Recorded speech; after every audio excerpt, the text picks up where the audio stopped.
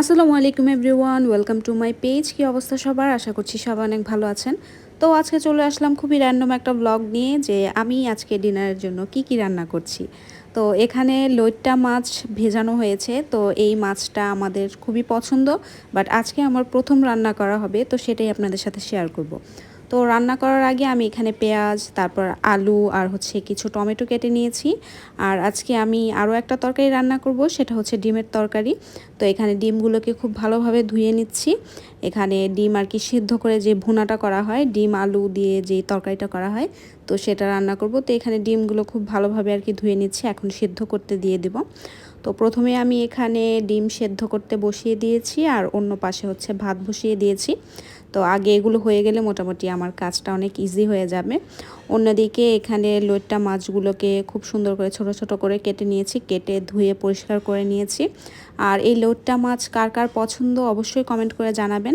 আর লইট্টা তো দেখা যায় ম্যাক্সিমাম সময় ফ্রাই খাওয়া হয়, বাট আজকে আমি রান্না করব। তো এখানে ভাতও অলমোস্ট হয়ে গেছে, তো আমি এখানে ভাতটা চেক করছিলাম।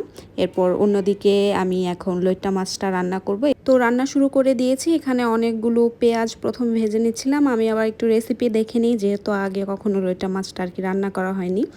তো রেসিপিতে দেখলাম যে বেশি করে পেঁয়াজ, তারপর আদা বাটা রসুন বাটাটাকে ভালোভাবে ভেজে নিতে হবে। তো এখানে ভেজে নিচ্ছিলাম, আর এখানে সব গুঁড়া মশলাগুলো রেডি করে নিয়েছি। এই মাছের মশলাটা খুব ভালো করে মাছ দেওয়ার আগে কষিয়ে নিতে হবে। মাছটা যেহেতু অনেক বেশি সফট, তাই আসলে এটা দিয়ে পরে আর বেশি সময় রান্না করা যায় না বা কষানো যায় না, আর এত বেশি নাড়াচাড়াও করা যায় না, যার কারণে আগে থেকে মশলাটাকে খুব সুন্দর করে কষিয়ে নিতে হবে। তো এখানে আমার মশলা কষানো হয়ে গেছে, আমি এখন মাছটা দিয়ে দিব। এখানে মাছগুলো দিয়ে দিয়েছি, আর এই তো মাছটা দিয়ে এখন চুলাটা বাড়িয়ে দিয়েছি, যেন খুব তাড়াতাড়ি মাছগুলো একটু শক্ত হয়ে যায়। আর এই মাছটা দেওয়ার পরে আর বেশি নাড়াচাড়া করা যায় না, কারণ মাছ নাড়াচাড়া করলে ভেঙে যায়। আমি এত সাবধানে রান্না করেছি, তাও একটা দুইটা ভেঙে গিয়েছে। তো এটা আসলে ব্যাপার না, কারণ এরকম একটা দুটা মাছ ভাঙলে কোনো সমস্যা নেই, আর তেমন কোনো কাটা নেই, যেহেতু বোঝা যাচ্ছিল না। তো এখানে আমার রান্না অলমোস্ট হয়ে গেছে। আমি কিন্তু এক্সট্রা কোনো পানি দিইনি, মাছ থেকে অনেক বেশি পানি উঠে এটা এরকম ভুনা ভুনা হয়ে গেছে। তো আমার রান্না কমপ্লিট। আমি এখানে একটু ঠান্ডা হওয়ার পরে একটা বাটিতে সার্ভ করে দেই। আর খেতে অনেক বেশি মজা হয়েছিল, সবাই বলেছিল, আগেই রিভিউ দিয়ে দিলাম। তো এরপর চলে যায় ডিমগুলো রান্না করতে। আর ডিম সেদ্ধ হয়ে গেছে, এখন ডিমগুলো আমি খুব সুন্দর করে ছিলে নিয়েছি। আর ডিম ছিলতে গেলেই আমার যেই কষ্টের ব্যাপারটা হয়, ডিম ছিলার সময় এরকম ডিমের অবস্থা নাজেহাল হয়ে যায়, দেখতেও খুব উইয়ার্ড লাগে। তো আমার খুব মন খারাপ হয় যে কেন এরকম হয়, এতগুলো ডিমের মাঝে একটা দুইটা এরকম হবেই। তো সেরকমই দুইটা ডিম আমার এরকম নষ্ট হয়ে গিয়েছিল। নষ্ট বলতে ডিমের ছিলকার সাথে ডিম চলে গিয়েছিল। যাই হোক, এখানে ডিমগুলো ভেজে নিচ্ছিলাম, আর আজকে ডিম আলু দিয়ে রান্না করব।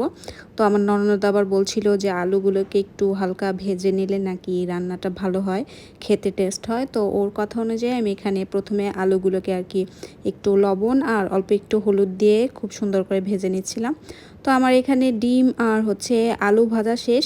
ডিমগুলো ভেজে না নিলে দেখা যায় উপর থেকে একদম ভেসে ভেসে থাকে, দেখতে ভালো লাগে না। তো আমার ডিম রান্নাও অলমোস্ট হয়ে গেছে। আর ডিম রান্নার রেসিপি তো আর দেখানোর কিছু নেই, এটা সবাই পারে, ব্যাচেলর থেকে শুরু করে, তাই আর ডিটেলসে দেখালাম না। তো এই আমাদের আজকের রাতের ডিনার। আর আমি রান্না করেছি এই ডিম আলুর তরকারি, লইট্টা মাছ, আর আমার শাশুড়ি রান্না করেছিল এখানে একটা সবজি। এগুলো দিয়ে আমরা খুব মজা করে আমাদের ডিনারটা করলাম। আর ডিনার করার পরে এখানে আমরা এখন ড্রাগন ফ্রুটের জুস বানাবো। তো এখানে ড্রাগন ফ্রুটের জুস বানাচ্ছিলাম আমি আর আজিম মিলে। তো এই ছিল আমার ছোট্ট একটা ব্লগ, রান্না বান্না, খাওয়া দাওয়া। জানি না কার কাছে কেমন লেগেছে, আপনারা কমেন্ট করে অবশ্যই জানাবেন যে আমার ব্লগ আপনাদের কাছে কেমন লাগে এবং কী টাইপের ব্লগ দেখতে আপনারা বেশি পছন্দ করেন। তো আজকের মতো এখানেই বিদায় নিচ্ছি। সবাই ভালো থাকবেন, সুস্থ থাকবেন, দেখা হবে নেক্সট কোনো ভিডিওতে। আল্লাহ হাফেজ।